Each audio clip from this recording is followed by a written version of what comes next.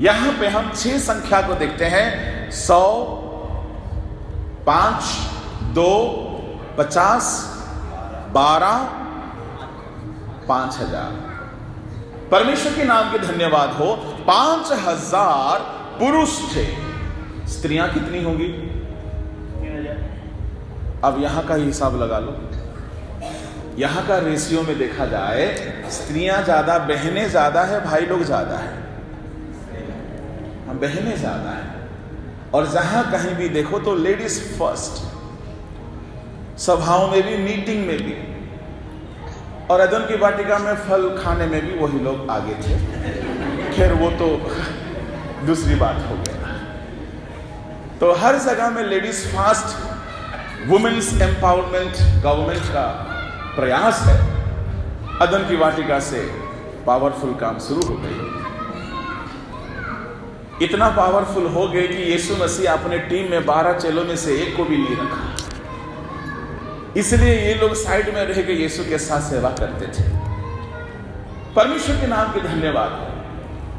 रखा होता तो क्या होता, आप थोड़ा सा सोच सकते हैं। खैर आप लोग बहुत अच्छे हैं, आप लोग होते तो पता नहीं रख ही देता शायद। परमेश्वर के नाम के धन्यवाद हो। 6 संख्या में 5000 जो है पुरुषों की संख्या थी, और स्त्रियां जो है भक्ति पूर्ण वाली होती है। उनका हृदय जो है परमेश्वर के प्रति ज्यादा झुकता है। समर्पित होने में उनको बहुत कम समय लगता है। पुरुषों को ऐसा नहीं होता है। इनका हृदय थोड़ा सा कठोर होता है, जल्दी विश्वास नहीं होता है, जल्दी परमेश्वर के प्रति वे आकर्षित नहीं होते हैं। अच्छा, 5000 अगर पुरुष होंगे तो स्त्रियां कितनी हो सकती हैं? कुछ नहीं भी तो कम से कम 10,000 बच्चे, और कम से कम 2-3 हजार तो होंगे। तो कम से कम 15-18 हजार तो भीड़ थे। तो आकलन कर लेना, एक बड़ा मैदान है जहां 15 से 18 हजार लोग हैं, और यीशु मसीह उन्हें खिलाना चाह रहे हैं। और सांझ हो गई थी। इतने लोगों के लिए कोई कैटरिंग वाला तैयार नहीं होगा, क्योंकि अब रात होने का है। ऐसे में यीशु ने कहा, तुम्हें इन भेड़ों को खिलाना होगा।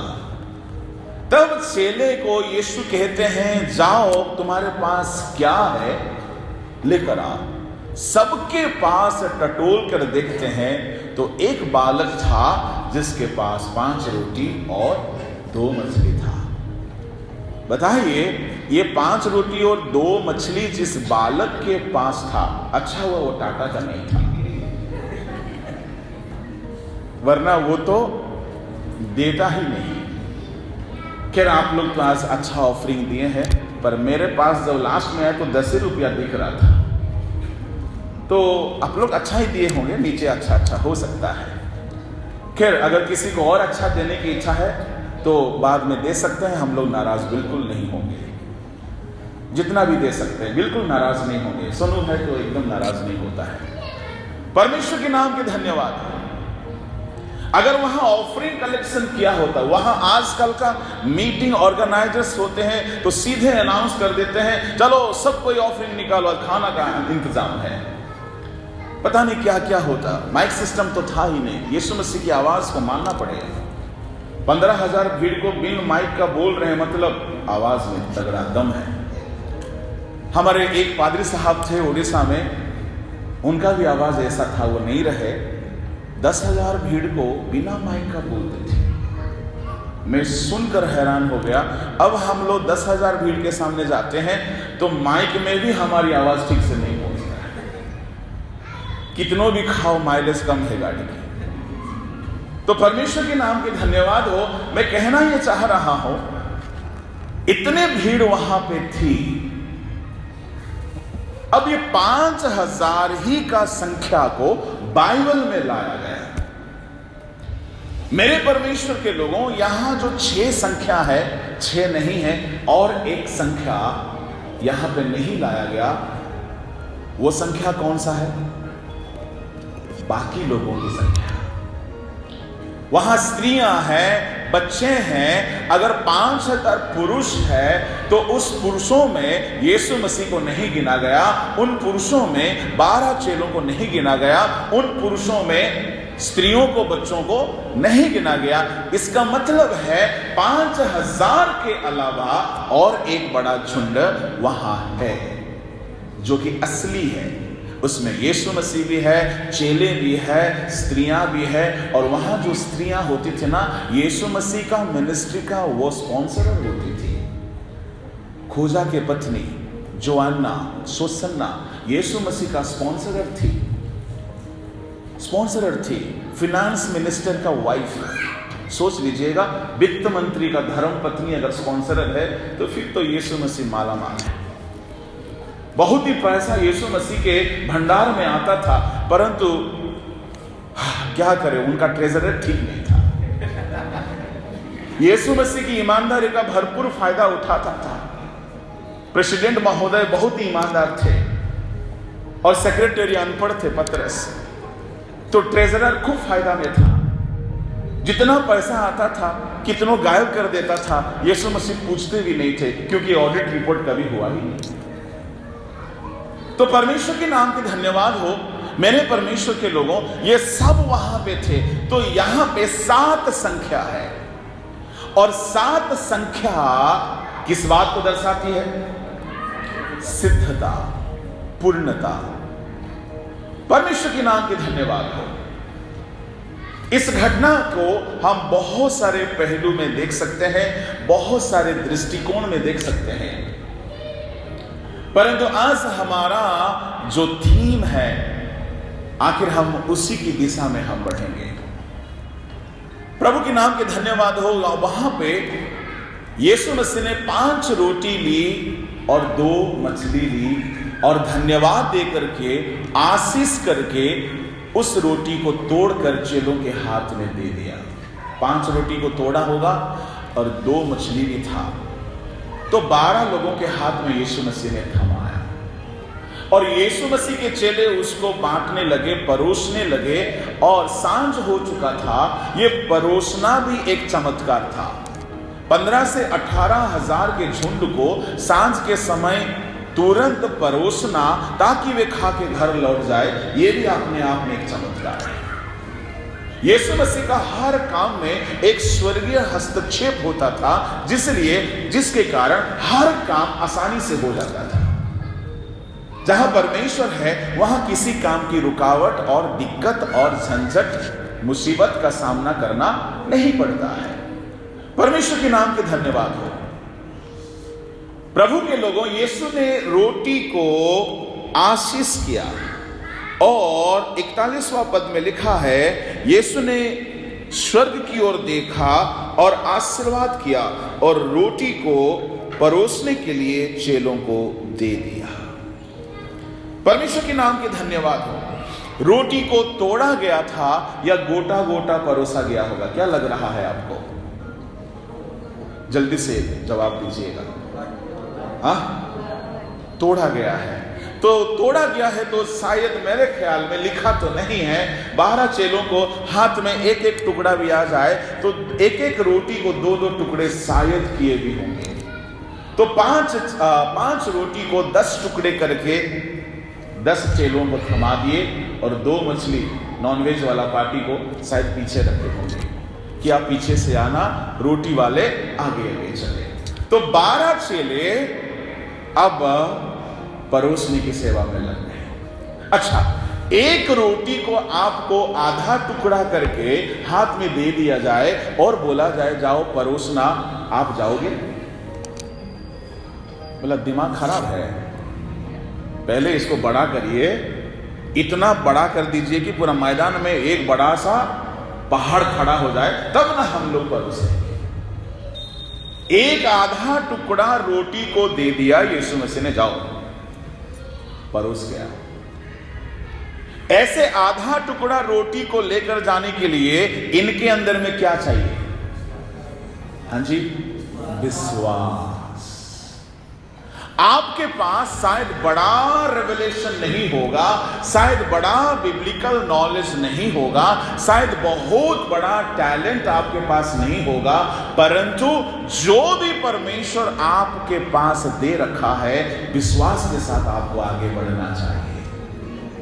Praise the Lord. विश्वास के साथ ही यीशु के चेले हर काम करते थे। एक दो जगह में फेल हो गए, एक भूत भगाने की जगह में फेल हो गए, भूत भाग ही नहीं रहा था। यीशु ने कहा, मैं कब तक तुम्हारी इस कमजोरी को सहता रहूं?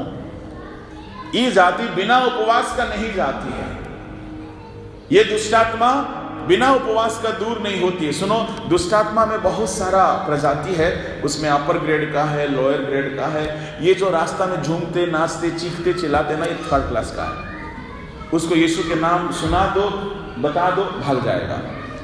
परंतु कुछ अपर ग्रेड का होते हैं, वो घर में घूमते रहते हैं, हर तरह का बुरा बर्ताव करते हैं, वो घर को पूरा रजिस्ट्री कर लेते हैं अपने नाम पे। आप यूं जाके भगाओगे तो वो नहीं भागेंगे। अगर आपके अंदर में ज्यादा ताकत नहीं है तो उल्टा आपका ठिकाना लगा देंगे। इसलिए उसको भी समझना बहुत जरूरी है। परमेश्वर के नाम की धन्यवाद हो। यीशु मसीह के चेले हर काम बड़े विश्वास के साथ करते थे। आधा टुकड़ा रोटी को लेकर यहां अगर परोसने के लिए कहा जाए, हम में से पता नहीं कितने लोगों की हिम्मत होगी कि सबको परोसना है। आधा टुकड़ा हाथ में है। तो मेरे परमेश्वर के लोगों, एक गदी का, वहां का रिवाइवल मीटिंग को कोई थोड़ा सा बंद कर दे, पीछे ज्यादा ही रिवाइवल है। परमेश्वर के नाम की धन्यवाद हो।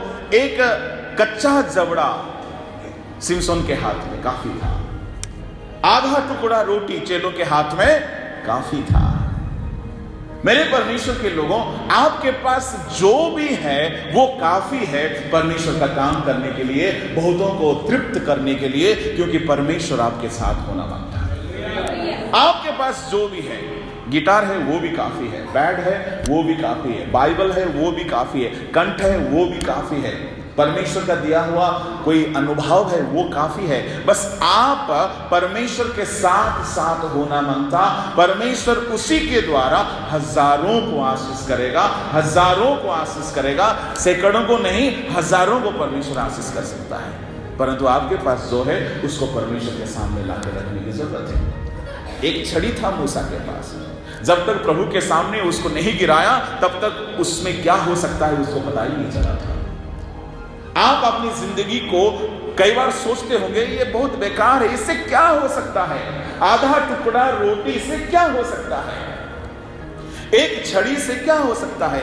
गधी का कच्चा जबड़ा में क्या हो सकता? सिमसोन के हाथ में गधी का कच्चा जबड़ा मिला। सूखा होता तो सिमसोन की जगह अगर हम लोग होते तो थोड़ा सा विश्वास करते, अरे सूखा है, नोकीला है, भाई मारो तो घुस सकता है।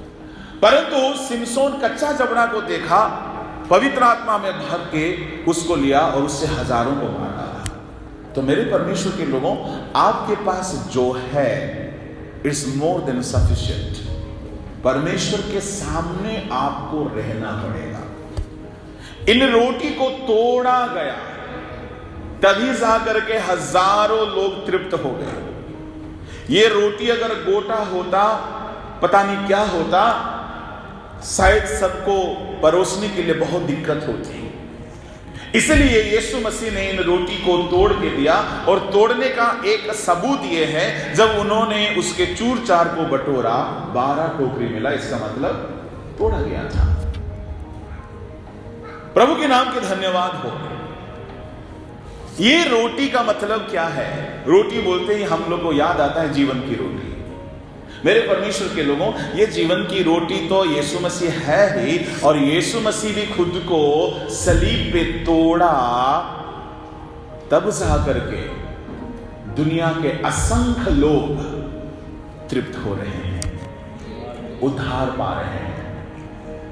यीशु मसीह ने खुद के शरीर को सलीब पे तोड़ा, शैतान से मुठभेड़ करते हुए अपने आप को तोड़ दिया और शैतान के सर को कुचल दिया, और जय का झंडा लहराया, और जितने खिलाफ की बातें शैतान के द्वारा हमारे विरोध में थी उसको सूली पे टांग दिया, चढ़ा दिया, और खुल्लाम खुल्ला उसका तमाशा बना दिया।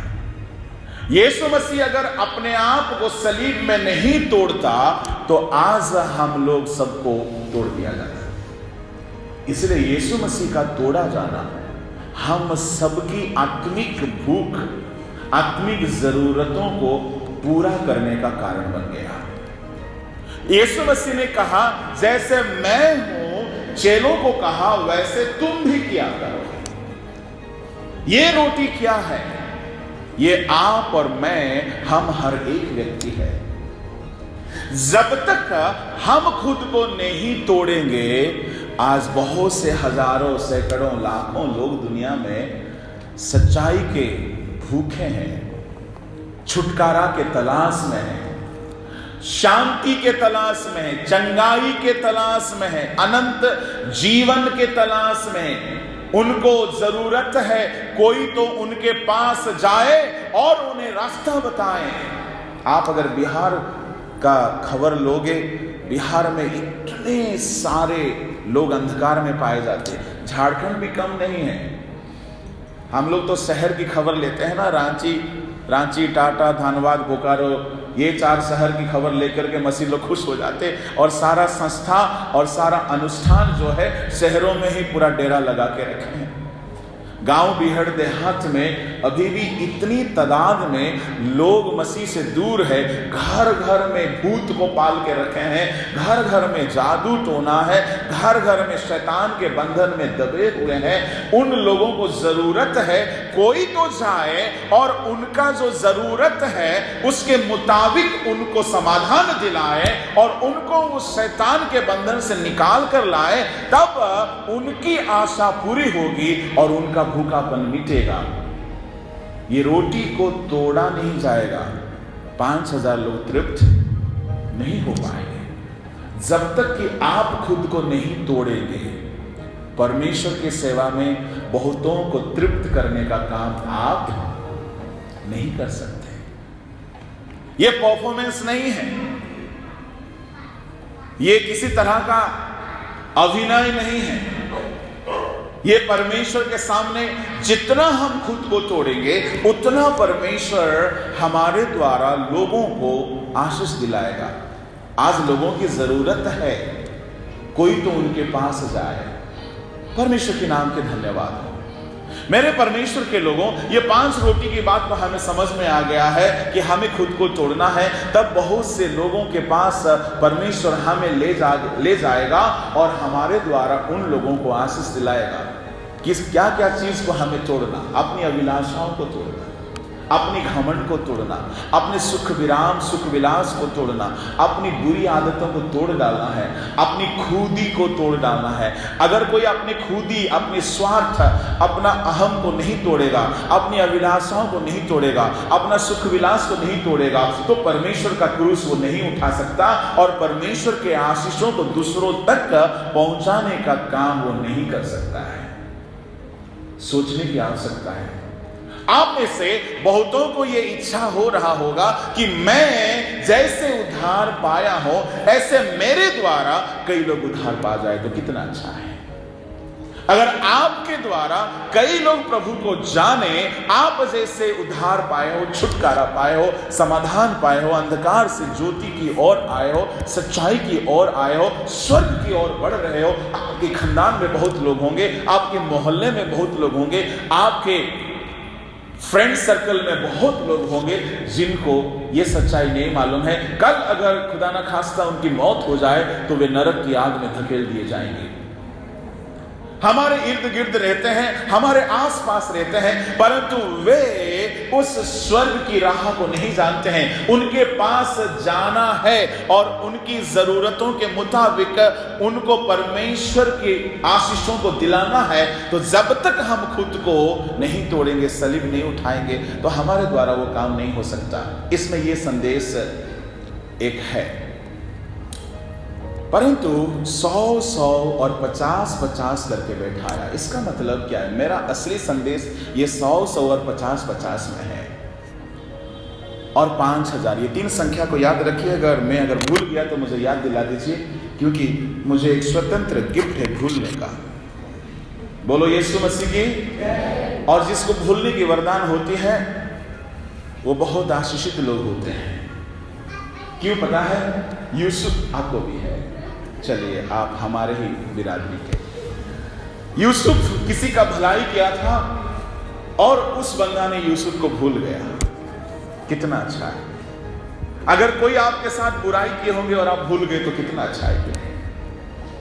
घर का चाबी भूल जाना भी तो अच्छा है, पर स्वर का कुंजी नहीं भूलना चाहिए। पता नहीं मुझे बाइबल का वचन सब याद रहता है, बाकी कुछ याद नहीं रहता है।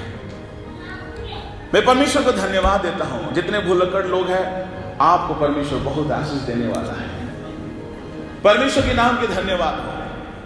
मेरे परमेश्वर के लोगों, यहां बहुत सारी संख्या है, इसमें से 100 50 करके यीशु मसीह क्यों लोगों को बैठने को कहा और चेलों ने उनको बैठाया। यह आसान काम नहीं है।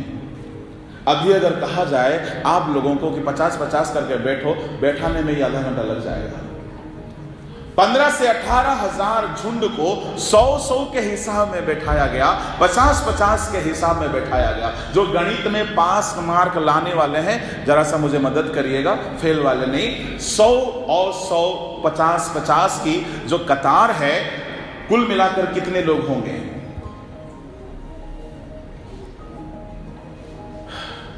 चलो सब कोई हमारे ही जैसे पढ़ते थे। 100 और 50। यहां कुछ लोग बड़े बड़े कॉलेज से पढ़ के आए लोग दिख रहे हैं।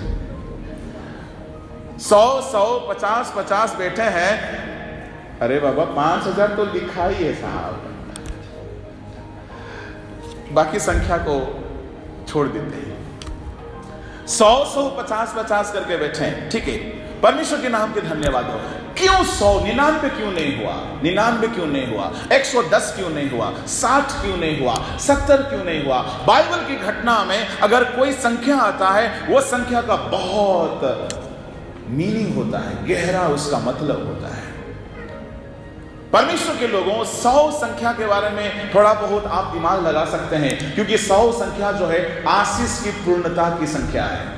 उत्पत्ति 26:12 में परमेश्वर इसहाक को आशीष देकर के कहा कि इसहाक अकाल के समय में मिस्र में नहीं गया और उसी देश में हल जोता और बोया और उसको 100 गुना यहोवा ने आशीष दिया। 100 गुना। मैं जवानों से एक सवाल करना चाहूंगा, 100 गुना और 100% एक ही है क्या? 100 गुना 100% एक ही है? आप लोग बहुत सियाने हैं। 100 गुना अलग है, 100% अलग है। जहां प्रतिशत की हिसाब किया जाता है, नीचे नीचे आ सकता है, पर 100 गुना अलग है। एलिया का कितना गुना अभिषेक एलीशा को मिला? 2 गुना। 100 गुना हमको मिल जाए तो क्या होगा? एलिया का 2 गुना मिला। बाबुलोन में, बड़ा बाबुल में जितने ज्ञानी थे, उन सारे ज्ञानी और बुद्धिमानियों से 10 गुना ज्ञान दानियल को मिला था। दानियल उसका पहला अध्याय का आखिरी 2 आयत को पढ़िएगा।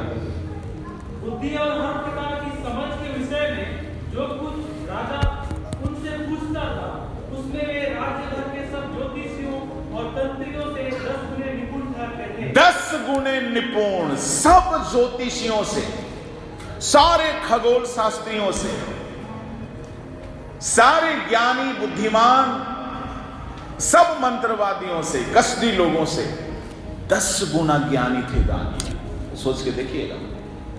हम लोग कई बार बड़ा गलत प्रार्थना करते हैं। क्या गलत प्रार्थना? आप में से बहुत से लोग प्रार्थना करते होंगे, प्रभु मुझे दुगुना अभिषेक दीजिएगा। मेरे प्रभु के लोगों, ये गलत प्रार्थना है। प्रभु आपको दुगुना क्यों देगा भाई? और दुगुना देगा तो किसका दुगुना? किसका आप नाप के गए हैं? किसका दुगुना मांग रहे हैं? नया नियम में दुगुना अभिषेक मांगो करके यीशु ने कहीं नहीं कहा, ना ही पुराने नियम में एलीशा को छोड़ करके व्यवस्था में किसी याजक ने कभी दुगुना आशीष की जिक्र किया, ना मूसा ने कभी दुगुना आशीष की बातें को लिखा, ना कभी और किसी नबी को परमेश्वर दुगुना आशीष दिया। दुगुना अभिषेक एलिया का एलीशा को मिला। नया नियम की बात आता है, परमेश्वर हमें 2 गुना नहीं 100 गुना आशीष देखना मांगता है। लूका उसका 8 का 8 पढ़िएगा।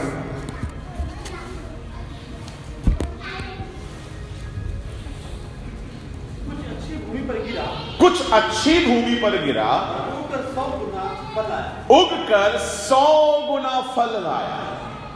परमेश्वर के नाम की धन्यवाद हो।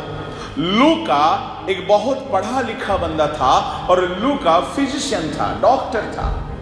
लूका जब इस बीज बोने वाला दृष्टांत की घटना को लिखते हैं, 30 गुना 60 गुना को वो छोड़ देते हैं और वह सीधे 100 गुना की बात करते हैं। प्रभु के लोगों, नया नियम में आपको दुगुना फलवंत नहीं होना है, आपको 100 गुना फलवंत होना है। तो 100 गुना आशीषित इसहाक हुआ था, 100 गुना हमें परमेश्वर के वचनों में फलवंत होना चाहिए। मटेरियलिस्टिक नहीं, भौतिकवाद में नहीं, धरती की आशीषों में नहीं, परंतु परमेश्वर के वचन हमें 1 गुना कम से कम फल जाए तो हम बहुत खुश हो जाते हैं। एक बार मैंने सच बोला था बोलते हैं, एक बार नहीं, उम्र भर आपको सच बोलना, उम्र भर आपको हमेशा पवित्र जीवन जीना, उम्र भर आपको चोरी नहीं करना, उम्र भर आपको परमेश्वर के वचनों के आधार पर चलना, उसी को कहा जाता है 100 गुना फल लाना। परंतु ये 100 करके यीशु मसीह ने बैठाया और 50 करके बैठाया। आइए, इसका असली मतलब क्या है, इसके लिए हमें थोड़ा सा भीतर जाना होगा। निर्गमन के किताब में चले, निर्गमन की किताब उसका 27 अध्याय और उसका 9 से लेकर 15 तक। निवास के आंगन को बनवाना, निवास के आंगन को बनवाना। 1 मिनट रुक जाए। जो लिख रहे हैं बड़े ध्यान से लिखिएगा ताकि आपको बहुत कुछ इसमें मसाले मिल सकता है। परमेश्वर पुराने नियम में मूसा के समय में मिलाप वाला तंबू बनाने को आदेश दिया और मिलाप वाला तंबू के भीतर पुराने नियम का सारा सेवकाई टहल किया जाता था। मिलाप वाले तंबू 3 भाग में बटा हुआ था, आंगन, पवित्र स्थान और अति पवित्र स्थान। परमेश्वर के नाम की धन्यवाद हो।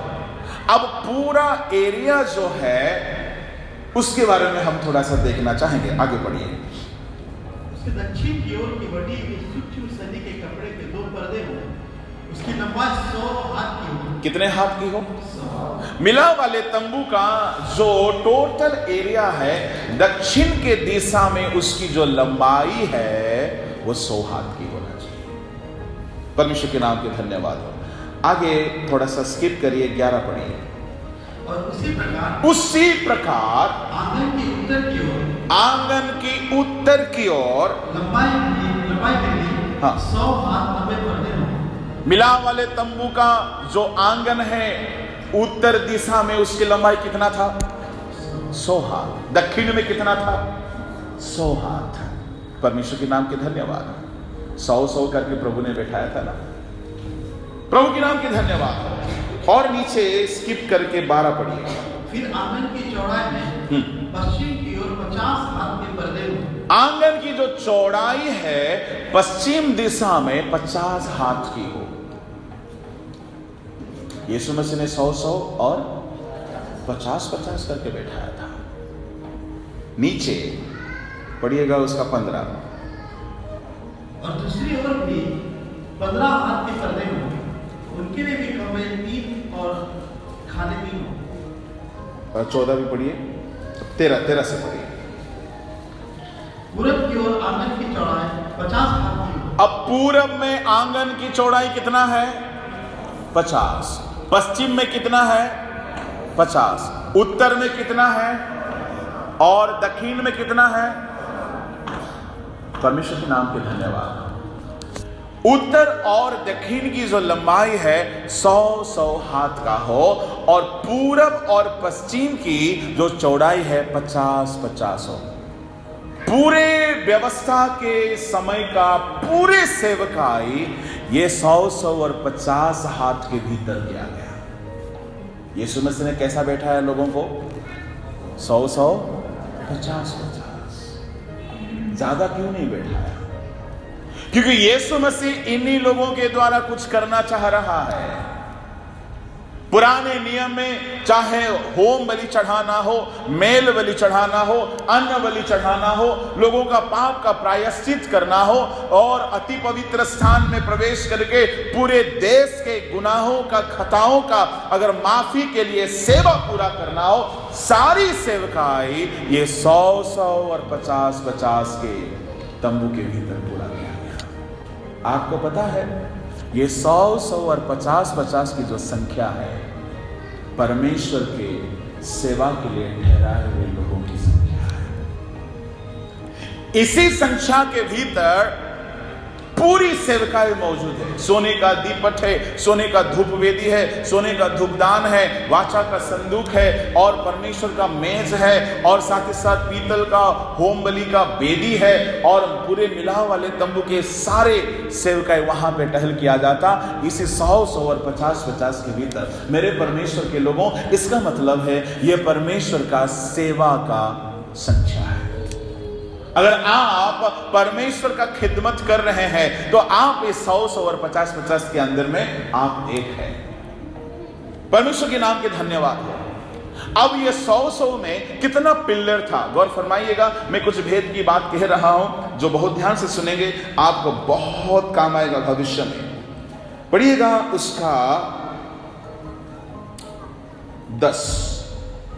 और उनके लिए 20 खंबे बने। कितने खंबे? यानी 100 हाथ की दूरी में कितना खंबे बीच में होना चाहिए? 20 खंबे। एक खंबे से दूसरे खंबे की दूरी कितना हाथ की है? 5 हाथ की है। अच्छा, उत्तर में 20, दक्षिण में 20, पूरब में कितना होगा? पूरब और पश्चिम में 10-10 है। 12 पढ़िएगा। फिर आंगन की चौड़ाई में पश्चिम की ओर 50 हाथ के पर्दे हों। उनके लिए खंबे 10 और खाने की 10। खंबे 10। गौर फरमाइएगा, 20 खंबे उत्तर में, 20 खंबे दक्षिण में, 10 खंबे पश्चिम में, 10 खंबे दक्षिण में, 10 खंबे पूरब में। कुल मिलाकर कितना हो गया? कोई है यहां पर? सुन रहे हैं? कितना खंबे हो गए? पश्चिम पूरब 10-10, उत्तर दक्षिण 20-20, 60। परमेश्वर के नाम के धन्यवाद। 60 खंबे के भीतर 100-100, 50-50 के भीतर पुराना नियम का, व्यवस्था के युग का टोटल सेवकाई किया जाता था। मैं ये 60 संख्या का भी भेद को आपको बताना चाहूंगा। ये 60 संख्या में 60 खंभों के भीतर पूरा परमेश्वर का सेवा का तंबू खड़ा हुआ था। 60 से आगे नहीं बढ़ सकते हैं वे लोग। आपने बीज बोने वाला दृष्टांत सुना है? मत्ती मार्कुस क्या बोलते हैं? जो अच्छे भूमि पे गिरा 30 गुना, 60 गुना और 100 गुना। पूरे बाइबल में स्वर्गलोक में जाने वाले 3 झुंड है। एक पहला स्वर्ग में होंगे, दूसरा स्वर्ग में होंगे, तीसरा स्वर्ग में होंगे। बाइबल में हम 3 स्वर्ग की बातों को देखते हैं और बाइबल में भी 3 अलग अलग सेगमेंट पाया जाता है। व्यवस्था के पहले वाले लोग, व्यवस्था के लोग, व्यवस्था के बाद वाले लोग। तो 60 गुना में व्यवस्था के लोगों को परमेश्वर रखा है। तो 30 गुना में किसको रखा होगा? व्यवस्था के पहले वाले। 30 गुना में नूह ने जिस जहाज को बनाया, उस जहाज की लंबाई चौड़ाई अगर आप देखोगे तो उसमें 30 एक संख्या आता है। तो खैर ये आप सबकी ऊपर की बातें हैं। मैं कहना यह चाहता हूं 60 गुना फलवंत होने वाले व्यवस्था के संत लोग हैं, 30 गुना विवेक युग के संत लोग हैं, परंतु 100 गुना नया नियम के लोग हैं। परमेश्वर के नाम की धन्यवाद हो। परमेश्वर आपको 100 गुना फलवंत देखना मांगता है। मेरे प्रभु के लोगों, ये मिलाव वाले तंबू में 100-100 के लंबा और 50-50 के चौड़ा था। परमेश्वर के नाम के धन्यवाद हो। इसमें 60 खंबे थे। परमेश्वर के लोगों, इसमें एक महत्वपूर्ण बात है अगर 100 लंबाई और 50 चौड़ाई है, जरा सा जवान लोग जो गणित में अच्छा मार्क लाते हैं, थोड़ा सा मुझे हेल्प करिएगा। टोटल कुल मिलाकर 100 लंबाई है, 50 चौड़ाई है, 50 हाथ चौड़ा, 100 हाथ लंबा, तो टोटल मिलाकर कितना हाथ होगा? कितना? 300। 100 हाथ लंबा, 50 हाथ चौड़ा, कितना स्क्वायर फुट है? 50।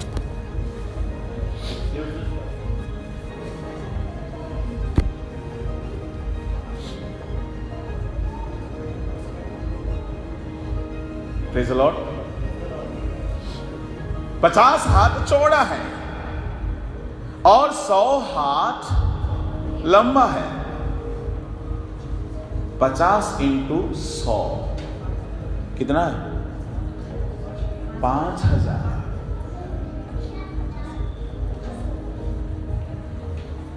50 चौड़ा है और लंबा 100 है। 5000।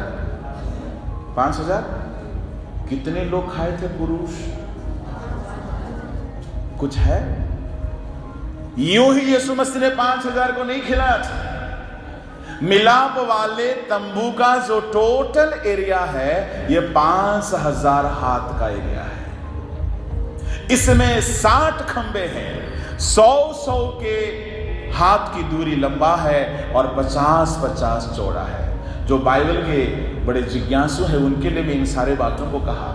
इसमें से जो असली मुद्दा है, अब हम प्रचार में जाएंगे। इसमें एक ही द्वार होता था। पढ़िएगा, सुनो भाई, उसका 27 का, उसका 13, 14, 15। पूरब की ओर आंगन की चौड़ाई, पूरब की ओर आंगन की चौड़ाई 50 हाथ की हो, 50 हाथ की हो। आंगन के द्वार की एक ओर 15 हाथ के पर्दे हो। हाँ, आंगन के पूर्व में एक छोर में 15 हाथ के पर्दे हो और उनके लिए खंबे 3 खंबे हो और खाने 3 हो, और दूसरी ओर भी 15 हाथ के पर्दे हो। हाँ। उनके लिए भी खंबे 3 और खाने 3 हो। हाँ, गौर फरमाइएगा, मेरी तरफ सब ध्यान दीजिएगा। पूरब में एक छोर में 15 हाथ है, दूसरी छोर में 15 हाथ का पर्दा हो, बीच में खाली छोड़ देना कहा। अगर पूरब की दिशा में 15 हाथ यहां पर्दा लगा हुआ है, 15 हाथ यहां पर्दा लगा हुआ है, तो मैं आपसे सवाल करना चाह रहा हूं, द्वार कितने हाथ का था? हाँ, 20 हाथ। अच्छा, 5 हाथ के दूरी में एक खंबे हैं, तो 20 हाथ में कितने खंबे होंगे? 4 खंबे हैं। अब हम संदेश में आते हैं। मैं आपसे कहना चाहूंगा, मिलाप वाले तंबू में जाने का एक ही रास्ता है, आने का भी एक ही रास्ता है। चारों तरफ बंद है, और ये जो 4 खंबा का जगह है, ये एंट्रेंस है, ये गेट है, ये द्वार है। आपको पता है, ये 4 खंबे की जो जगह है, ये द्वार का जगह है। और कोई भी पाप करने वाला अगर पुराना नियम में चोर हो, व्यभिचारी हो, हत्यारा हो, लुटेरे हो, कोई भी गुनाह करने वाला अगर अपने गुनाहों से नजात पाने की इच्छा अगर उसको होता था, और वो व्यक्ति व्यवस्था के आधार पे अपने गुनाहों से क्षमा पाने के लिए वो क्या करता था? एक मेमना या एक बकरा या एक भेड़ या एक पंडूक या कोई बैल को लेकर के मिलाप वाले तंबू के द्वार के पास आता था। लेवी के किताब उसका 1 अध्याय को निकालिएगा। ये द्वार में क्या सेवकाई किया जाता था, ये द्वार का मतलब क्या है? लेवी उसका 1 अध्याय निकाले और उसका पढ़िएगा 3, 4, 5।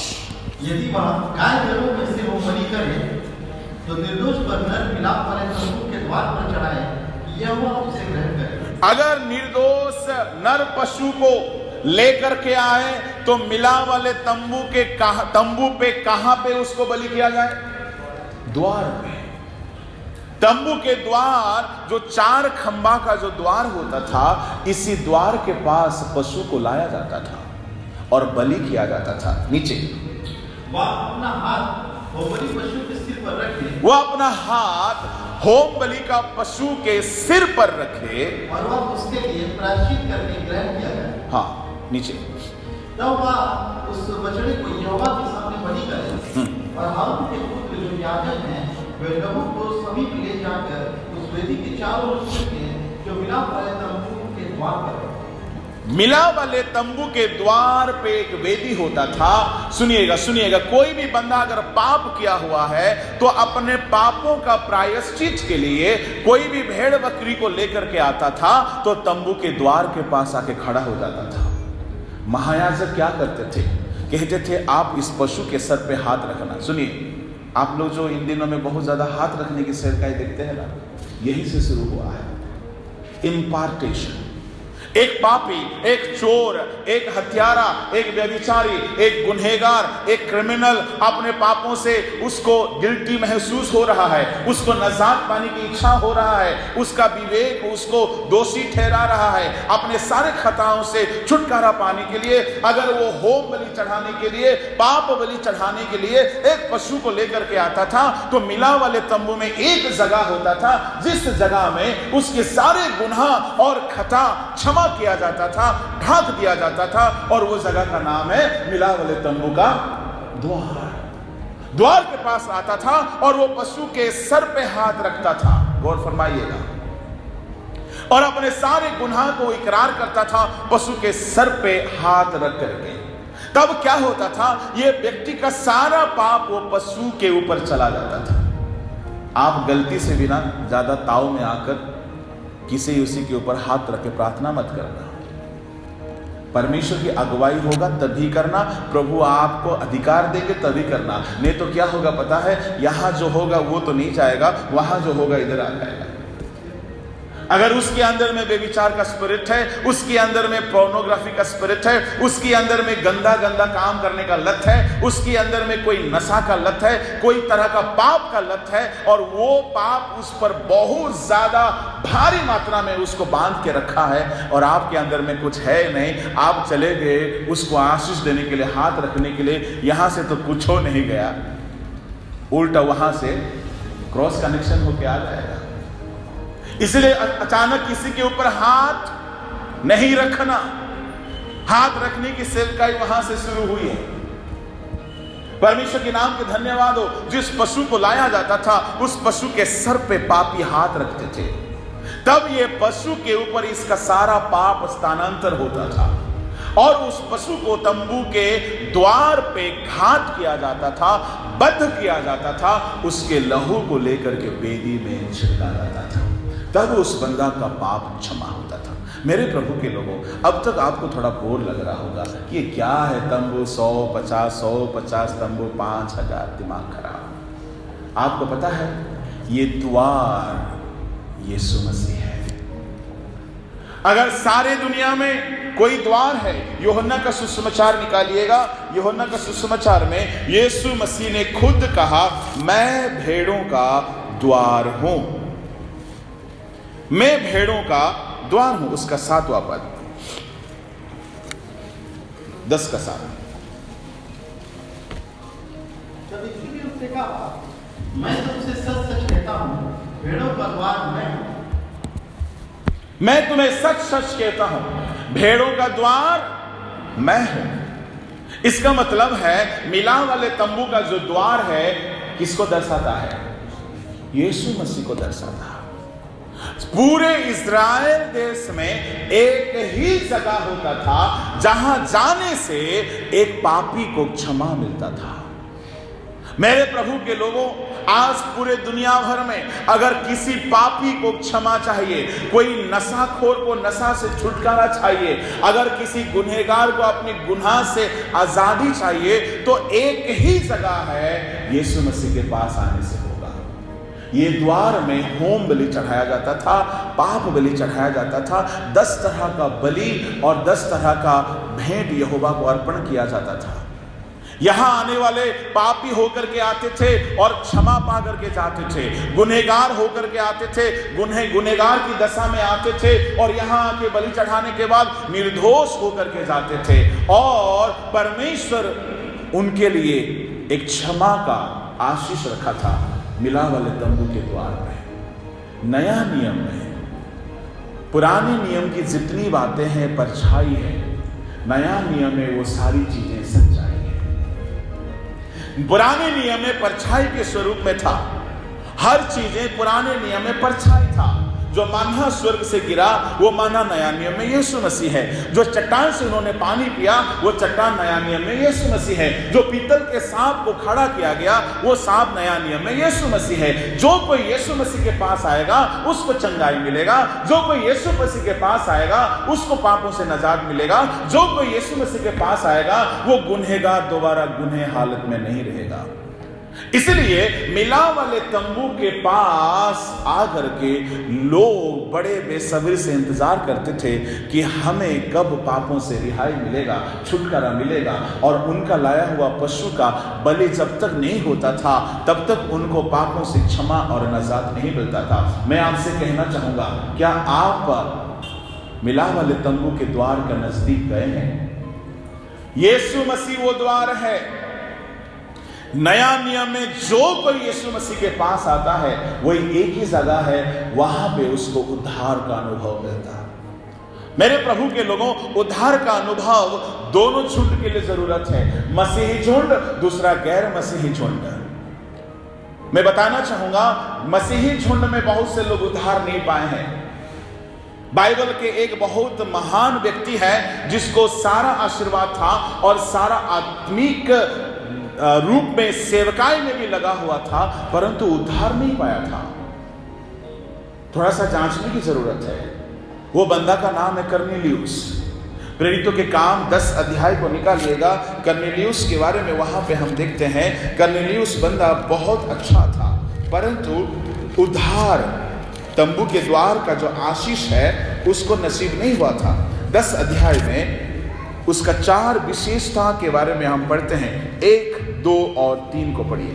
कैसरिया में कुरनेलियुस नाम का एक मनुष्य था जो इतालियानी नामक पंडित का सूबेदार था। वह भक्त था और अपने सारे घराने समेत परमेश्वर से डरता था और यहूदी लोगों को बहुत दान देता और बराबर परमेश्वर से प्रार्थना करता था। उसने दिन के तीसरे पहर के निकट दर्शन में स्पष्ट रूप से देखा कि परमेश्वर का एक स्वर्गदूत उसके पास भीतर आकर कहता है, हे कुरनेलियुस। उसने उसे ध्यान से देखा और डर कर कहा, हे प्रभु, क्या है? उसने उससे कहा, तेरी प्रार्थनाएं और तेरे दान स्वर्ग के परमेश्वर के सामने पहुंचे हैं। सुनिए, कर्नेलियुस एक भक्त था। अब ध्यान दीजिएगा, कर्नेलियुस एक भक्त था। अच्छा, उसका पहला क्वालिटी है, भक्त का परिचय कैसे पहचाना जाता है कि ये भक्त है। आपने बोलबम भक्त को देखे हैं? देखते ही मालूम चल जाता है ये उसका भक्त है। कैसे? पहला बात है, आप में से कई लोग अयप्पा भक्त को देखे होंगे। दक्षिण में होते हैं अयप्पा। कैसे पहचाना जाता है अयप्पा भक्त है? काला कपड़ा। मसीही भक्त को कैसे पहचानते हैं? हाँ जी, मिशनरीज ऑफ चैरिटी, सफेद सफेद।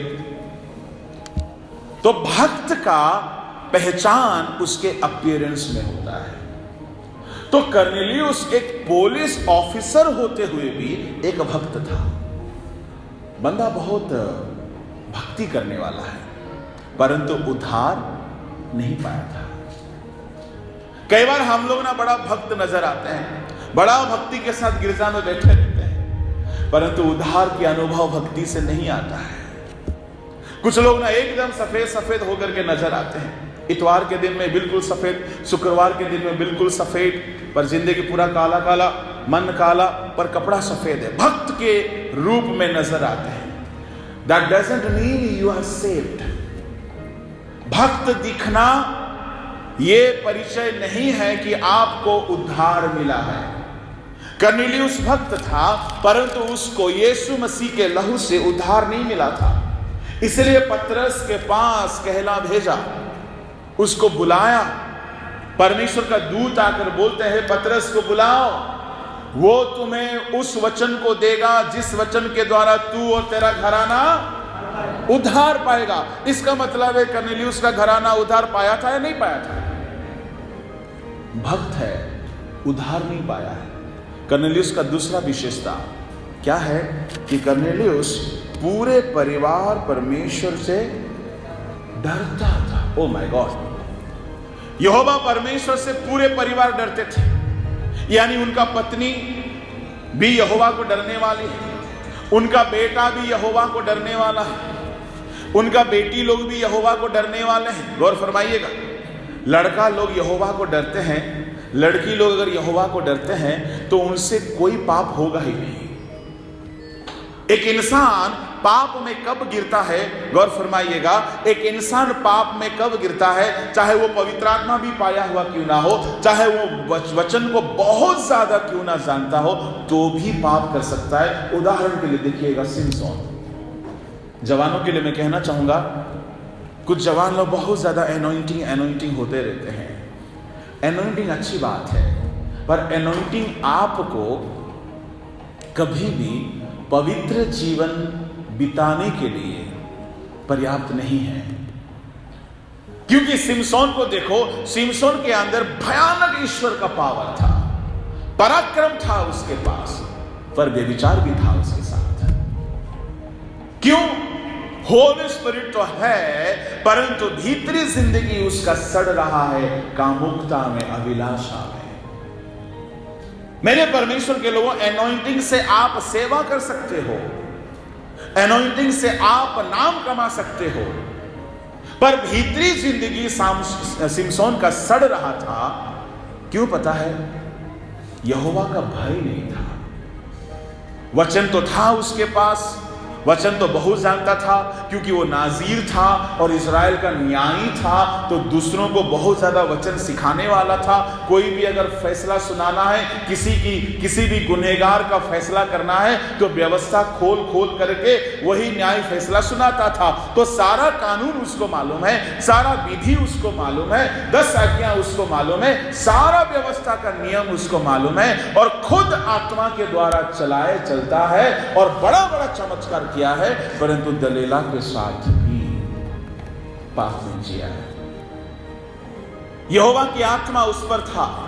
आपको पता है, आप जवानों में से अगर कोई पवित्र जीवन जीना चाहता है, आप एक खुराक दवाई आज ले लेना। ये दवाई बहुत ही असरदार है, ये आपको पाप में गिरने नहीं देगा। पता है कौन सा? यशायाह उसका 11 अध्याय का 2 पढ़िएगा जल्दी से।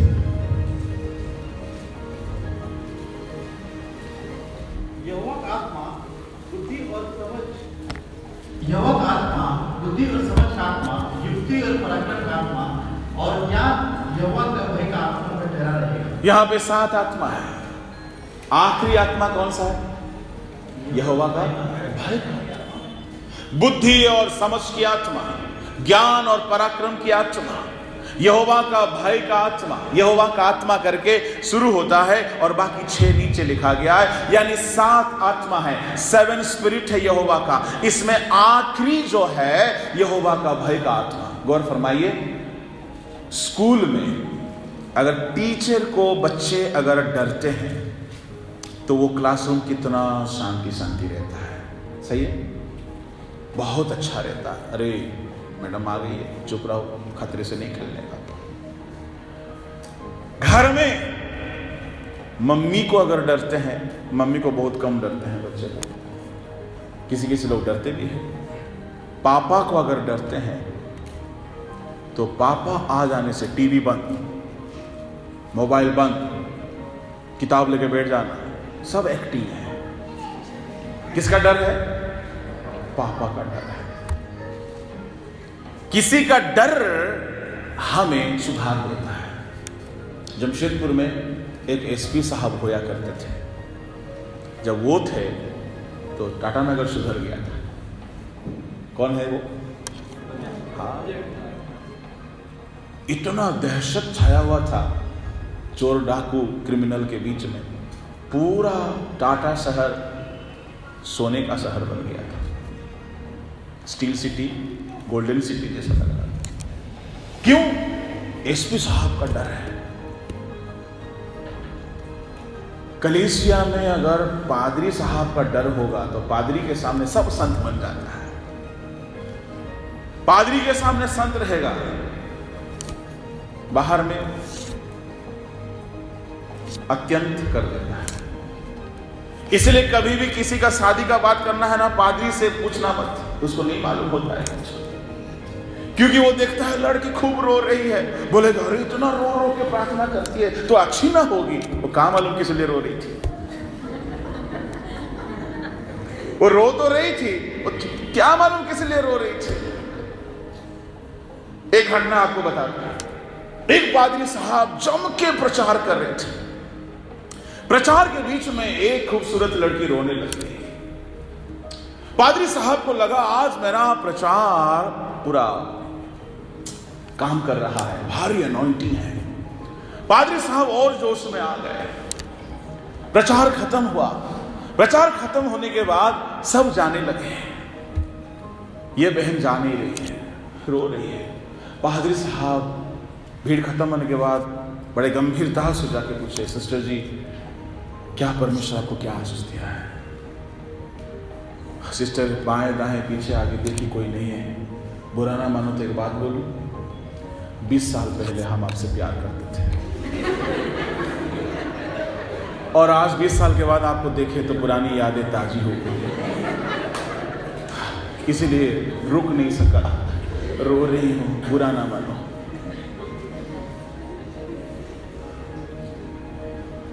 All that glitters are not gold. इसलिए पादरी लोगों को समझ में नहीं आता।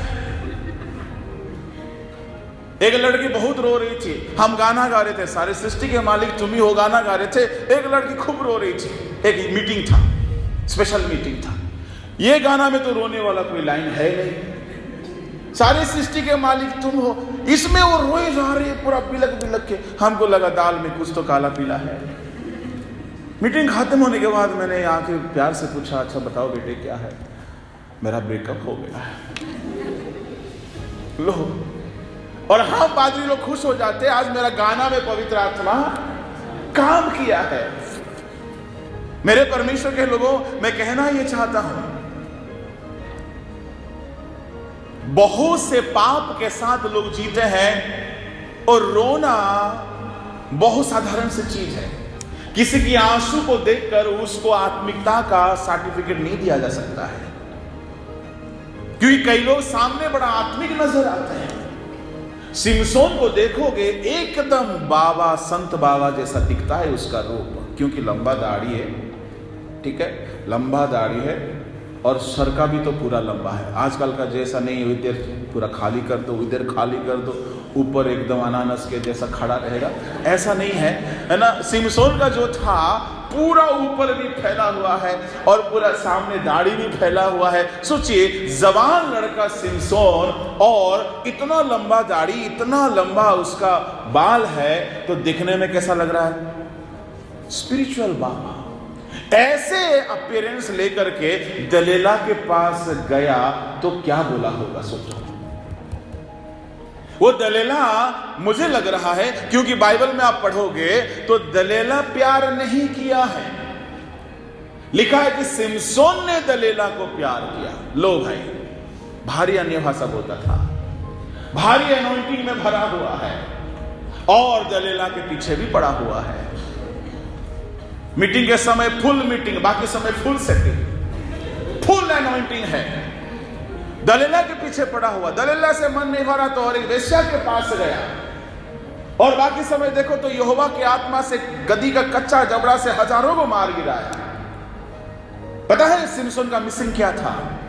यहोवा का डर का आत्मा उसको नहीं मिला। मेरा कहना है, यहोवा का भाई का आत्मा मांगो।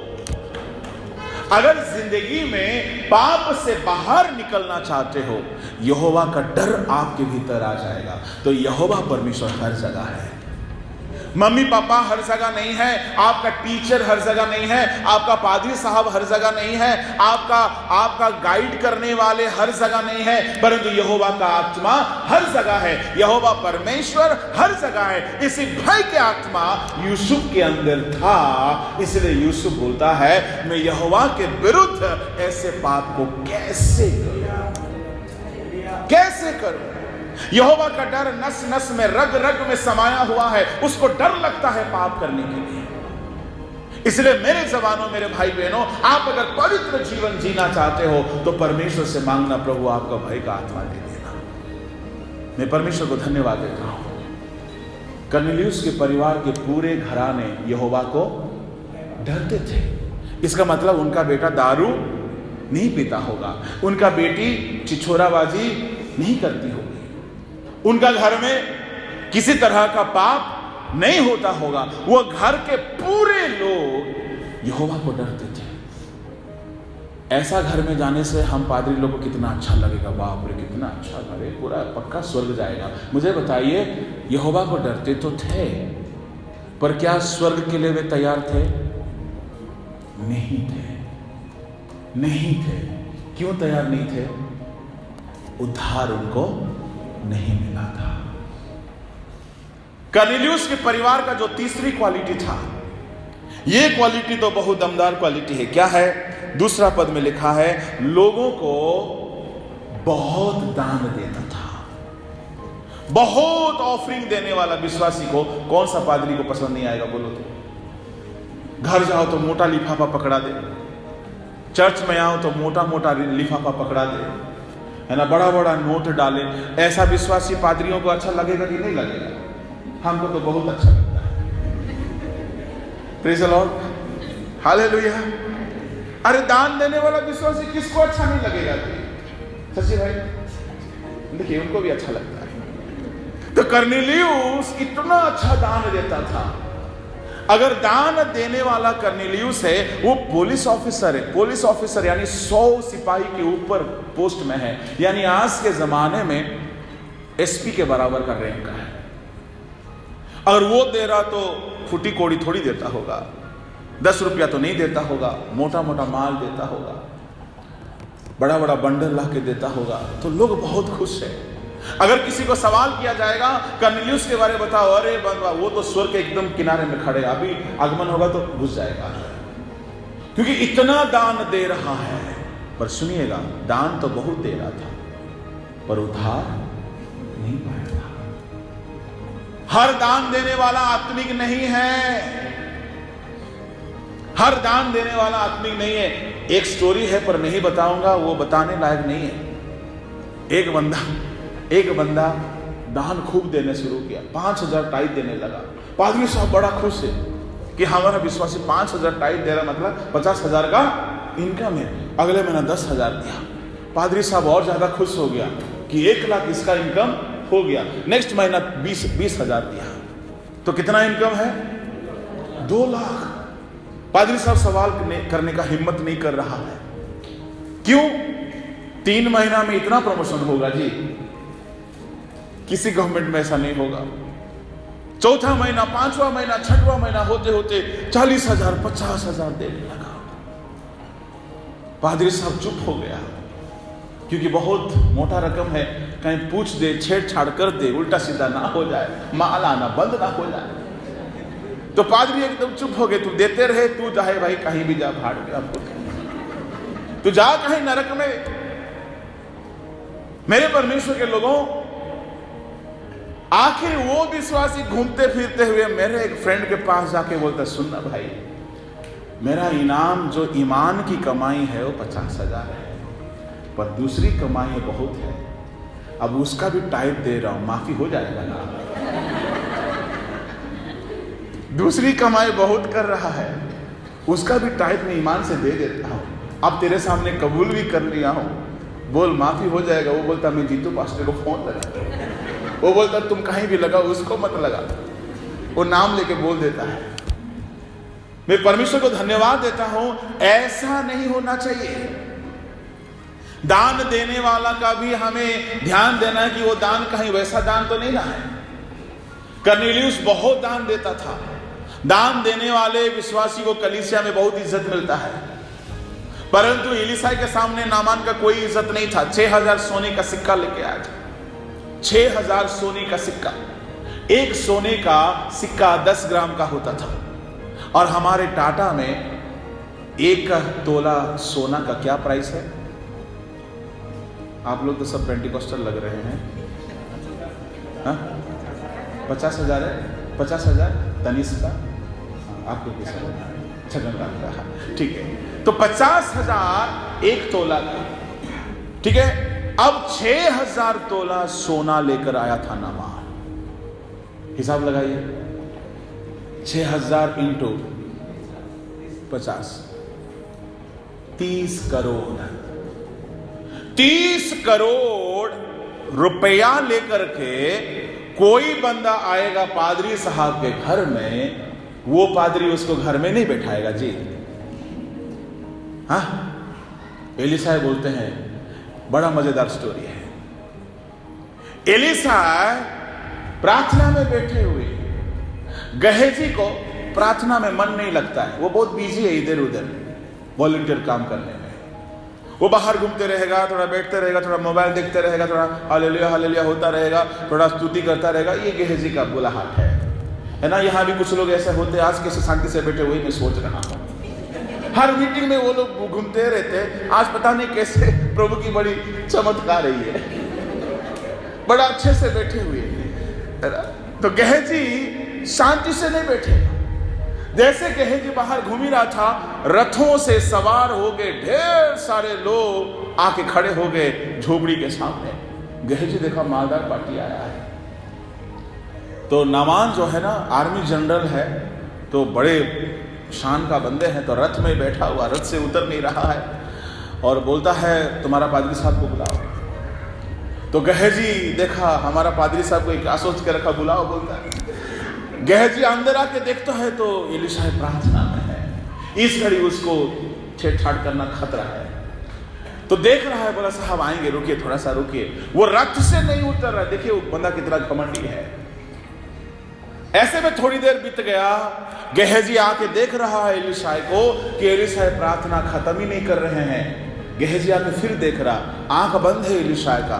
एलीशा बोलता है, जो आया है ना रथ में, उसको बोल दे यरदन नदी में जाके 7 बार डुबकी लगाएगा और वहां से चंगा होकर निकल जाएगा।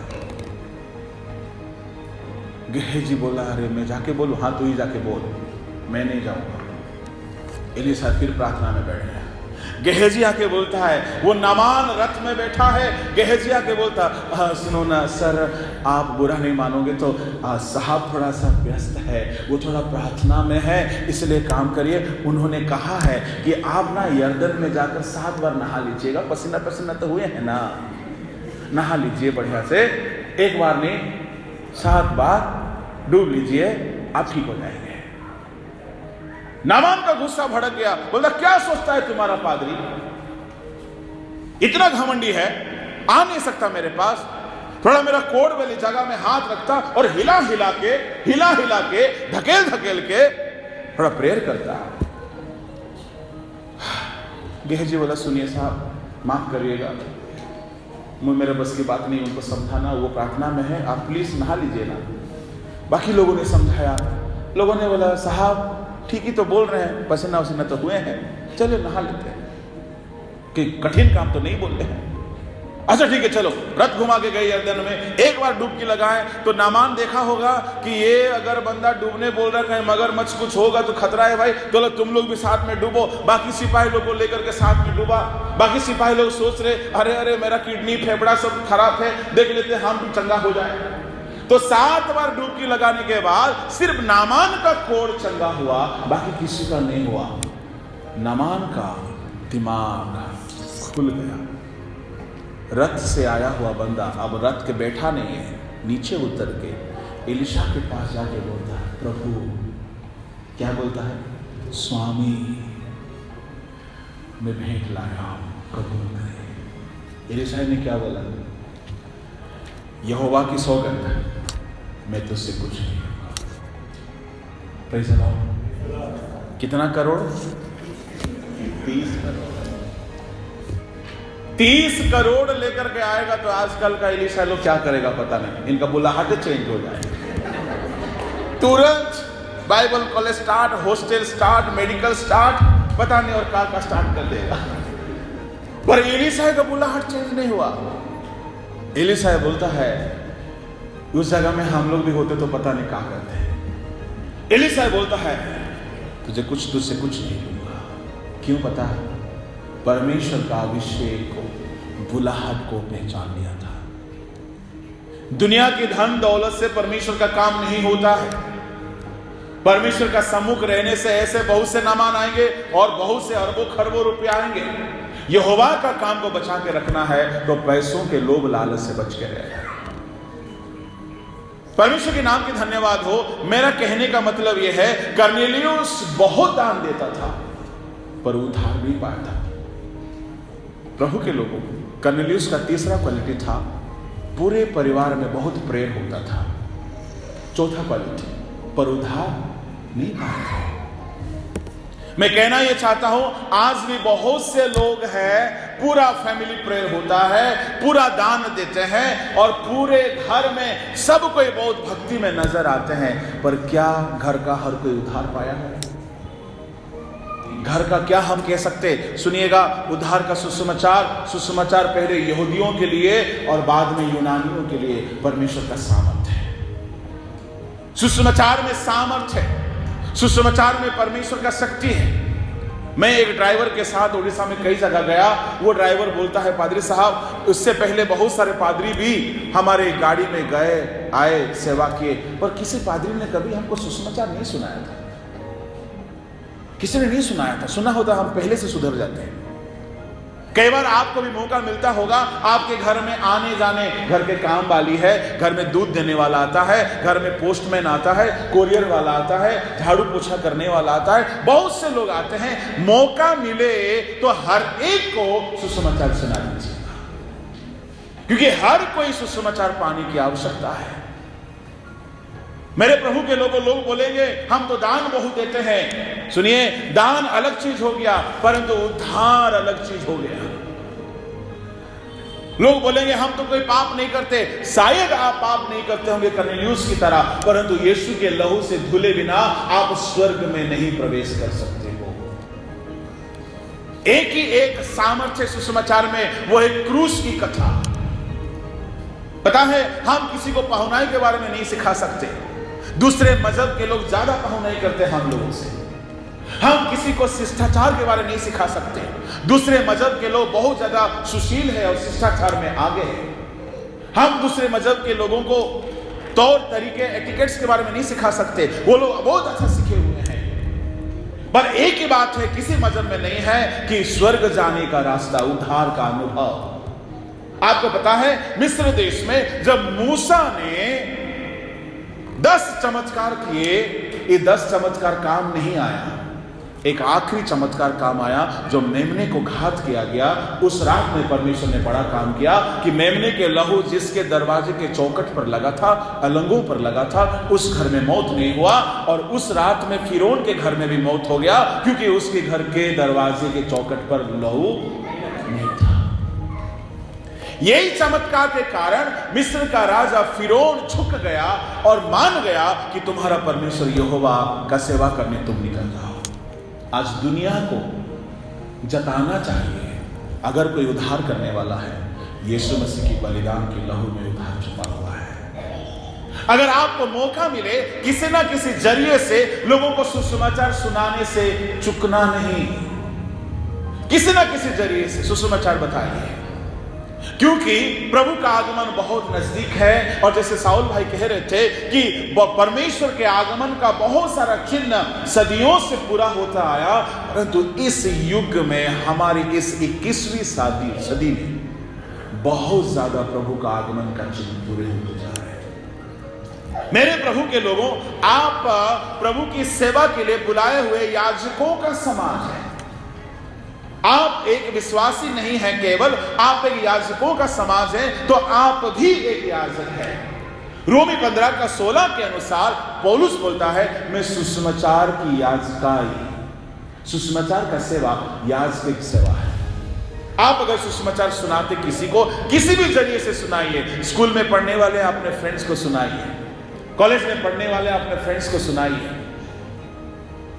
आप अपने पड़ोसी को सुनाइए। किसी ना किसी तरीके से सुसमाचार लोगों को मिलना चाहिए। एक बात बताऊं, सुसमाचार कैसे भी सुनाओ, सुसमाचार में ताकत है। कैसे भी सुनाओ। आप मीट को कैसे भी पका के खाओ, प्रोटीन तो मिलेगा ही, क्योंकि उसमें प्रोटीन है। उसका प्रोटीन आप कैसे भी खाओ, बॉईल करके खाओ, फ्राई करके खाओ, सिझा करके खाओ, कबाब बना के खाओ, उसका क्वालिटी आपको मिलेगा, विटामिन आपको उतना ही मिलेगा। मैं कहना क्या चाह रहा हूं, यीशु मसीह का क्रूस की कथा, उसका क्रूस में उसने जो प्रेम दिखाया है, मोहब्बत दिखाया है, सारी दुनिया वालों के लिए एक जगह है जो क्रूस है, जहां पर उसने सबके गुनाह को ले लिया और सबको नरक की सजा से छुड़ा दिया और स्वर्ग जाने का रास्ता दिखा दिया। उस लहू से अगर कोई अपने गुनाहों को धो डालता है, यीशु मसीह को उद्धारकर्ता करके स्वीकार करता है और यीशु के पीछे चलने लगता है, उसको उस दिन उद्धार। गौर फरमाइएगा, उद्धार विरासत में नहीं मिलता है। आपका पिताजी पीटर है तो आपका नाम जॉन हो गया होगा, आपका बेटा का नाम पौलुस हो गया होगा, तो विरासत में उद्धार ट्रांसफर नहीं होता है। हम लोग 3-4 पीढ़ी से ईसाई हैं, पर उद्धार मुझे नहीं मिला था। उद्धार जीनियोलॉजिकली नहीं आता है, उद्धार पीढ़ी से पीढ़ी तक नहीं आता है। हर व्यक्ति को उद्धार पाने के लिए यीशु मसीह के पास आना होगा, अपने गुनाहों को इकरार करके छोड़ना होगा, यीशु के लहू से धुलना होगा, तभी उसको उद्धार मिलेगा। हम खुद को उद्धार पाना और दूसरों को उद्धार के अनुभव को सुनाना है। मेरे परमेश्वर के लोगों, ये समय आ गया है। आपको पता है, एक अंतिम बात बोलना चाहूंगा। अगर आप स्वर्ग में जाओगे, स्वर्ग में नया नियम की कलीसिया को 5 मुकुट परमेश्वर देने का जिक्र किया है नया नियम में। ये 5 मुकुट में एक है धार्मिकता का मुकुट, जो दूसरा तीमुथियुस 4:7-8 में लिखा गया है। दूसरा है ना मुरझाने वाला मुकुट, जो कि 1 कुरिन्थ उसका 9 अध्याय 24-25 में। तीसरा है महिमा का मुकुट, 1 पत्रस 5 अध्याय का 3-4-5 में। पता है, जीवन का मुकुट प्रकाशित 2:10 में। एक मुकुट है आनंद का मुकुट, द क्राउन ऑफ रिजॉइसिंग। पता है ये मुकुट किसको मिलेगा? जो सुसमाचार सुना के आत्मा बचाए, जो जिंदगी में आत्मा बचाने का काम किए हैं, उनको स्वर्ग लोक में आनंद का मुकुट मिलेगा। मैं यूं नहीं कह रहा हूं, समय बढ़ रहा है इसलिए मैं रेफरेंस नहीं सुना रहा हूं। 1 थिस्सलुनीयों में लिखा है, फिर भी आप जो पढ़ना चाहेंगे उसको पढ़ लीजिएगा। अरे बिना फायदा का धंधा थोड़ी करना है। 2 थिस्सलुनीयों या 1 थिस्सलुनीयों 2 अध्याय उसका 19। हमारी आशा या आनंद या बड़ाई का मुकुट क्या है? क्या हमारे मसीह के सब उसके आने के समय तुम ही ना होंगे? तुम लोग होंगे हमारे आनंद का, बड़ाई का मुकुट। आप अगर एक आत्मा को अपनी जिंदगी में उद्धार में लाए हो, तो आपको स्वर्ग में आनंद का मुकुट मिलेगा। मेरे परमेश्वर के लोगों, 5 तरह का मुकुट में 4 मुकुट को तो पा ही लेना है। 5वां वाला सबको नहीं मिलेगा। 5वां वाला कौन सा पता है? वो है ना मुरझाने वाला महिमा का मुकुट। ये पादरी लोगों के लिए है, जो पास्टरल मिनिस्ट्री में है। 1 पत्रस 5 अध्याय 1 से 6 तक पढ़ोगे, जो पास्टरल केयर करते, उनको महिमा का मुकुट मिलेगा। परंतु आत्मा बचाने वालों को आनंद का मुकुट होगी स्वर्ग में। मेरा कहने का भाव यह है, हमारी जिंदगी में प्रभु के पास कर्नेलियुस की तरह बहुत से लोग आ रहे हैं। हमने देखा है, दान देते हैं बहुत, तो कलीसिया में सब कोई खुश है, बहुत दान देने वाला है। कर्नेलियुस की तरह बहुत भक्ति करता है, हर गिरजा आता है, हर मीटिंग शामिल होता है और बहुत ही आगे, बहुत जोश के साथ रहेगा। पर गौर फरमाइएगा, उधार दान देने से नहीं है, उधार प्रार्थना करने मात्र से नहीं है, उधार का अनुभव यीशु मसीह के लहू से धुलने से है। इसलिए पतरस को कहला भेजा कि मेरे घर में आओ, और पतरस को परमेश्वर ने दर्शन दिया। पतरस ने एक दर्शन देखा, क्या है, बड़ा सा चादर आसमान से नीचे उतार दिया जा रहा है और उसमें हर तरह का चौपाए, रेंगने वाले, चरने वाले, जहरीले सब जानवर है। पतरस को कहा गया, उठ, इन्हें घाट कर और इन्हें भोजन कर। पतरस समझ नहीं पाया, सोचा सही में शायद खाने को प्रभु कह रहे हैं। नहीं जी, आत्मा बचाना है। हर तरह का जहरीले लोगों को यीशु मसीह के वचन की तलवार से ऐसे घात करना है कि उनकी सारी पुरानी जिंदगी मर मिट जाए, वे मसीह के लिए एक भोजन की तरह तैयार हो जाए, कि प्रभु इन्हें अपना करके तृप्त हो जाए। पतरस आते हैं, प्रचार करते हैं। प्रचार शुरू हुआ ही था, थोड़ी ही देर में सबके ऊपर पवित्र आत्मा आ गया और पतरस उनको ले जाकर के बपतिस्मा दिया है। उस घर में उद्धार का काम कंप्लीट हुआ। मेरा कहना है, मेरे प्रभु के लोगों, उद्धार का सेवकाई आपको करना है। आपकी जिंदगी में खुद का उद्धार करो, दूसरों को उद्धार का पैगाम सुनाओ। तंबू के द्वार के पास बलिदान का सेवा जो है, लोगों को पापों से रिहाई देने की सेवा है। नया नियम में तंबू का द्वार हमारा यीशु मसीह है, जिसके बलिदान के पास आकर के यीशु के लहू से धुल जाने से हमें उद्धार का अनुभव प्राप्त होती है।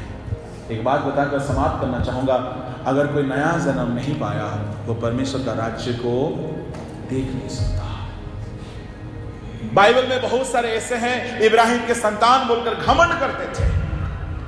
उसमें से जकाई भी एक था, चुंगी लेने वालों का सरदार था। जकाई यहूदी था, जकाई इब्राहिम का वंशज था, पर जकाई कभी व्यवस्था को मानता नहीं था।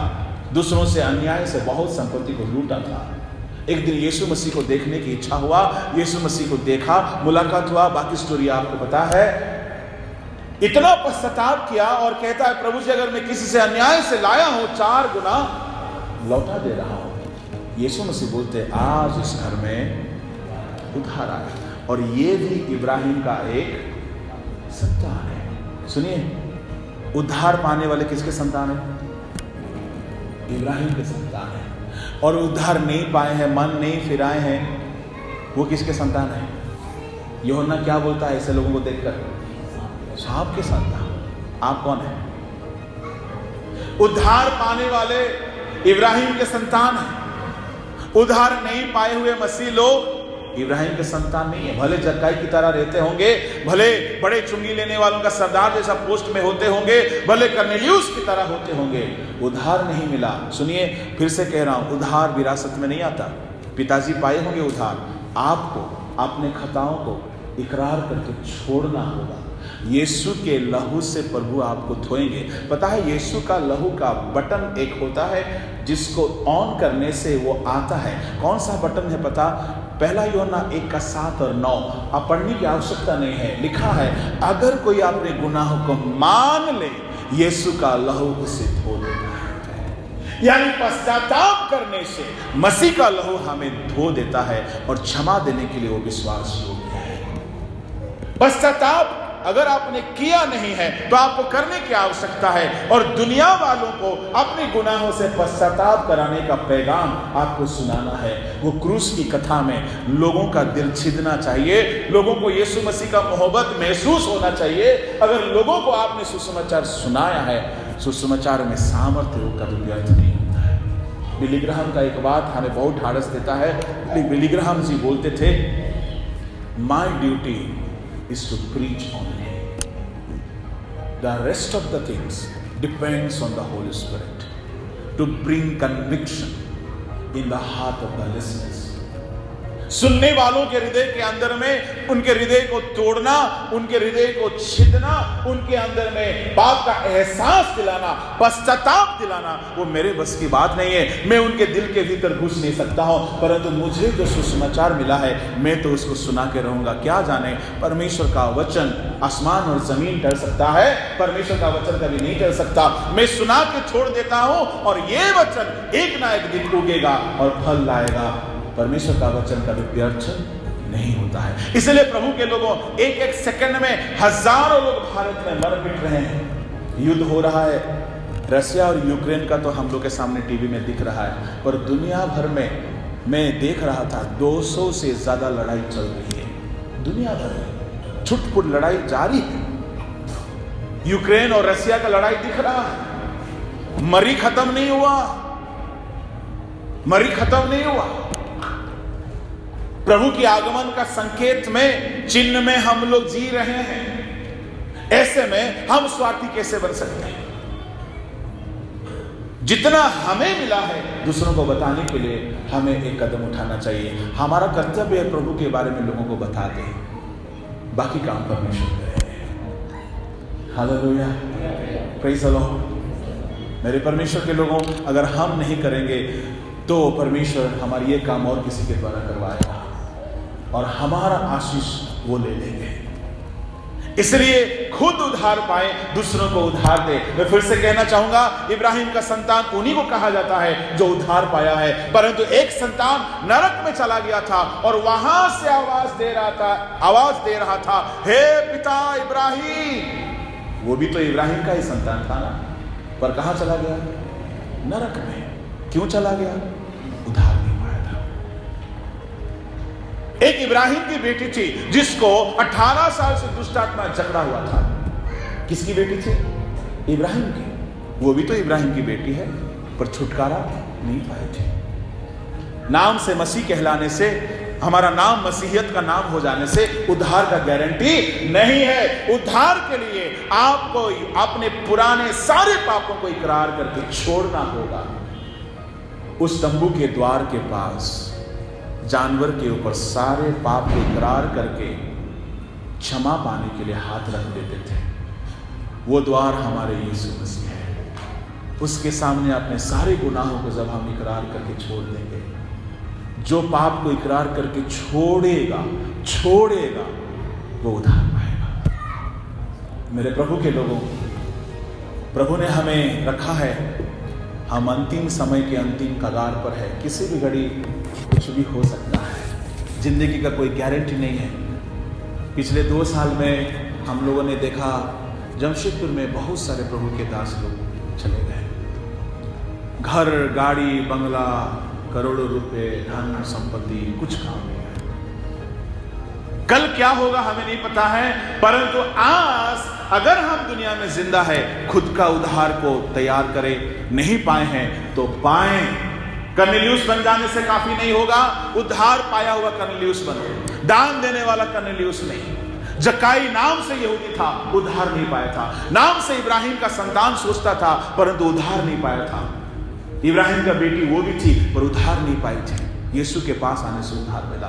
मैं आपको कहना चाहूंगा, क्या आपको उद्धार मिला है? नहीं मिला है तो उद्धार पाने के लिए अपने सारे पापों को छोड़कर, पश्चाताप करके, मन फिराकर प्रभु के पास आ जाए। अगर आपको उद्धार मिला है तो आप उद्धार पाए हुए, आप स्वार्थी ना बने। दूसरों की उद्धार के लिए आप खुद खड़े हो जाए, क्योंकि प्रभु यीशु मसीह बलिदान का काम पूरा कर दिए हैं और 12 टोकरी 12 चेलों के हाथ में थमा दिए हैं। क्यों?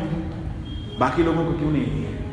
यानी सुसमाचार का सेवा यीशु मसीह अपने चेलों के हाथ में थमा है। जाओ पृथ्वी के आखिरी छोर तक जाके सुसमाचार सुनाओ। पर सुनाने से पहले यीशु मसीह ने कहा, ऊपर कोठरी में जाना, थोड़ा तैयार हो जाना। हालेलुया। अगर कोई पैगाम लेकर के जाने वाला बनना चाहते हैं, थोड़ा सा ऊपर की कोठरी का अनुभव में आ जाइएगा, परमेश्वर का सामर्थ पाइएगा, प्रभु की अगुवाई में निकलिएगा और देखिएगा आपके द्वारा बहुत से काम होंगे। मेरे प्रभु के लोगों, हम खुद को समर्पण करें। प्रभु जी, मुझे जाना है, खुद बचना है, दूसरों को बचाना है। क्या जाने, बहुत सारी बातें हैं, परंतु समय को ध्यान देकर मैं नहीं कह रहा हूं। रशिया में, आज रशिया क्रिश्चियन कंट्री नहीं है। रशिया में एक मिशनरी को जाने के लिए प्रभु ने कहा था और वो मिशनरी नहीं गया। अगर उस दिन वो जाता, बहुत बड़ा बेदारी आ सकता था। पूरा स्टोरी को मैं नहीं बता रहा हूं। चाइना में, उड़ीसा में हम कहीं कहीं जाते हैं, झारखंड में एक समय मिशनरी लोग गांव गांव गली गली जाके काम किए, जितना किए उतना ही काम है। और अभी का जितने संस्था है शहर के अंदर में पूरा रिवाइवल ला रहे हैं, उस सब बाकी जगह को कोई ध्यान नहीं दे रहे हैं। परंतु एक बात बताना चाहूंगा, पेंटिकोस्ट का दिन का अनुभव में अगर आप आ जाओगे, आपके द्वारा फिर से वो काम पृथ्वी के आखिरी छोर तक जा सकता है। 100, 50। ये जो 50 के बारे में नहीं बताया था, 50 का मतलब है पेंटिकोस्ट का अनुभव। मेरे प्रभु के लोगों, ये पूरब का जो 50 हाथ है, इसके बीचों बीच द्वार है। पेंटिकोस्ट का अनुभव, पवित्र आत्मा का प्रभाव में भर जाओगे। आपके द्वारा होने वाला सुसमाचार लोगों की जिंदगी में उद्धार लाएगा ही लाएगा, यीशु मसीह के पास लाएगा ही।